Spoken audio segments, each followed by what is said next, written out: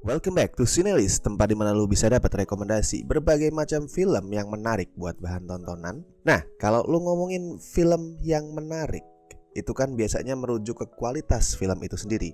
Misal ceritanya unik, atau orang-orang yang terlibat itu punya track record oke, makanya lu tertarik buat nonton. Tapi nggak jarang sebuah film itu punya daya tarik tambahan dari hal-hal di balik layar yang sama sekali nggak berkaitan sama kualitasnya. Sinelis sebelumnya udah pernah ngebahas itu ya di video soal kisah nyata serem di balik pembuatan beberapa film horor, bisa lo cek. Dan kali ini gue bakal ngomongin hal yang mirip nih. Masih soal cerita di balik layar, tapi bukan yang serem, melainkan tentang kebetulan-kebetulan yang mengejutkan, yang mind-blowing. Kebetulan seperti apa? Langsung aja kita mulai dari yang pertama. Buat yang pertama kita mundur jauh dulu ke tahun 1939, yaitu dalam salah satu film paling legendaris sepanjang masa, The Wizard of Oz. Di luar kualitasnya yang timeless, film yang dibintangin sama Judy Garland ini sebenarnya punya banyak banget cerita di balik layar yang menarik buat dikulik. Dari kabar soal adanya eksploitasi dan pelecehan terhadap Judy Garland yang saat itu baru berumur 16 tahun, sampai gosip adanya figuran yang gantung diri di lokasi syuting.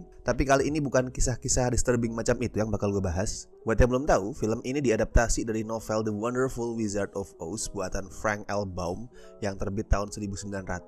Baum sendiri meninggal 19 tahun kemudian alias jauh sebelum adaptasi karyanya itu dibuat. Di filmnya, aktor Frank Morgan itu memerankan 5 karakter, termasuk karakter bernama Profesor Marvel. Suatu ketika tim kostum itu datang ke sebuah toko baju bekas dalam rangka nyari jaket buat karakter Profesor Marvel. Dan pas Frank Morgan nyobain jaket itu, dia nemu label nama di sakunya. Dan label itu bertuliskan L. Frank Baum. Yes, ternyata jaket yang Morgan pakai sebagai kostum dulunya adalah milik Frank L. Baum, penulis novel The Wonderful Wizard of Oz.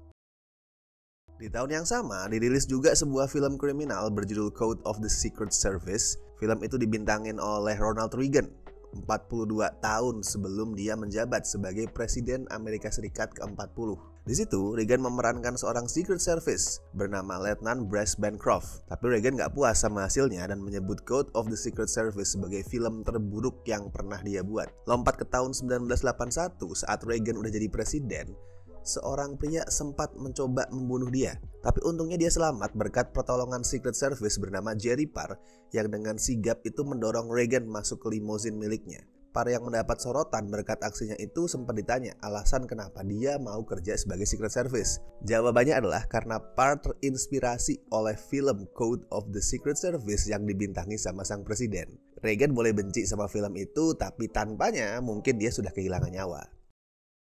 Berikutnya ada kisah dari film yang gue yakin lo semua pasti udah tahu. Film yang sering disebut sebagai film terbaik sepanjang masa, yaitu The Godfather garapan Francis Ford Coppola. Di film ini, Marlon Brando memerankan Vito Corleone, si Godfather.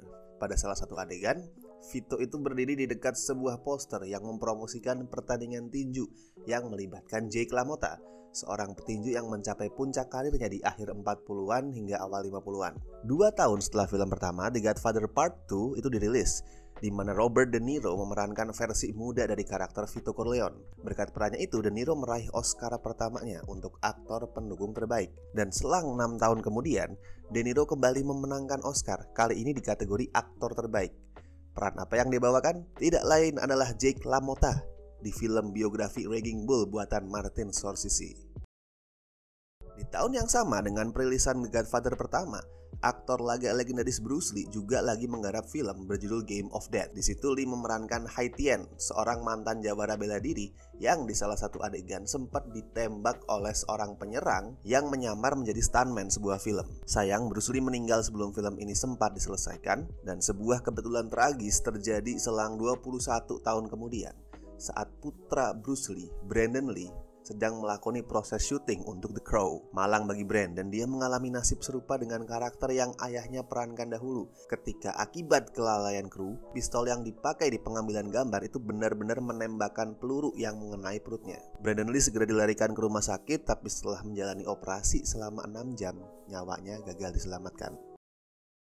Sedangkan di tahun yang sama dengan dirilisnya The Godfather Part 2 tadi alias tahun 1974, tayang juga sebuah film romcom berjudul The Girl from Petrovka yang nyeritain tentang romansa antara jurnalis Amerika dengan penari balet asal Rusia atau yang waktu itu masih bernama Uni Soviet ya. Filmnya dibintangi Anthony Hopkins jauh sebelum dia jadi bintang besar kayak sekarang. The Girl from Petrovka ini diadaptasi dari novel bikinan George Favor, dan kayak umumnya aktor yang lagi main di film adaptasi novel, Anthony Hopkins tuh nyari novel tadi buat mempersiapkan perannya. Tapi tanpa dia duga, ngedapetin novelnya itu susah banget. Sampai dia nemu sebuah buku yang tergeletak di sebuah kursi taman di kota London. Yes, buku yang Hopkins temuin adalah novel The Girl from Petrovka. Nah, sampai sini udah terjadi kebetulan yang mengejutkan ya. Tapi ceritanya belum kelar. 2 tahun berselang, Hopkins ketemu sama George Favor di tengah proses syuting. Di pertemuan itu, Favor ngaku kalau dia sendiri nggak punya kopian buku hasil karyanya itu. Karena buku kepunyaan Favor tuh ternyata dia pinjamin ke temennya yang ada di London.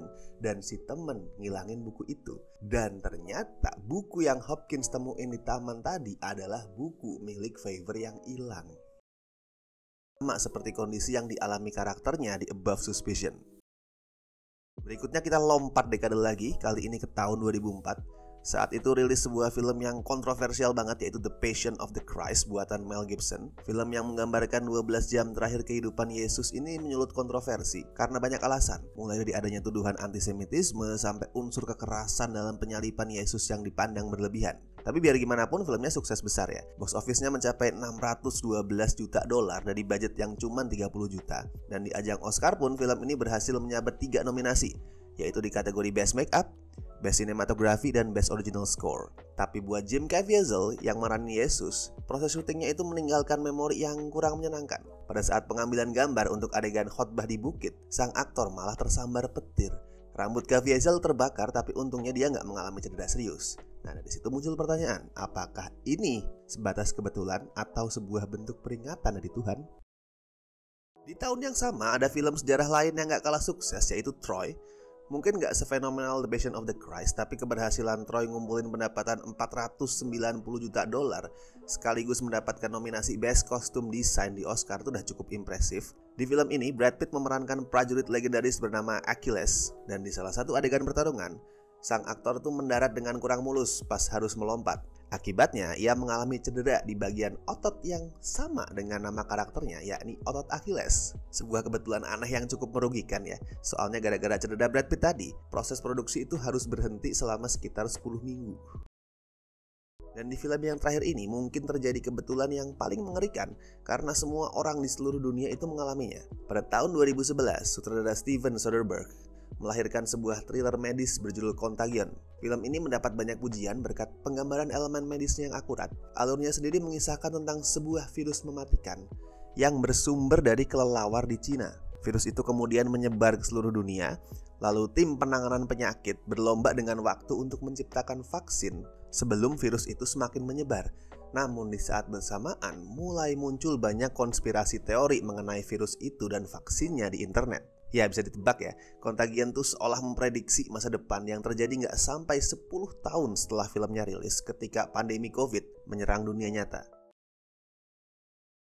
Oke, tadi adalah beberapa cerita-cerita di balik layar mengenai kebetulan-kebetulan yang mengejutkan dan mind-blowing. Apakah semuanya itu murni kebetulan atau emang ada hal-hal di luar nalar yang terjadi, gue gak tahu.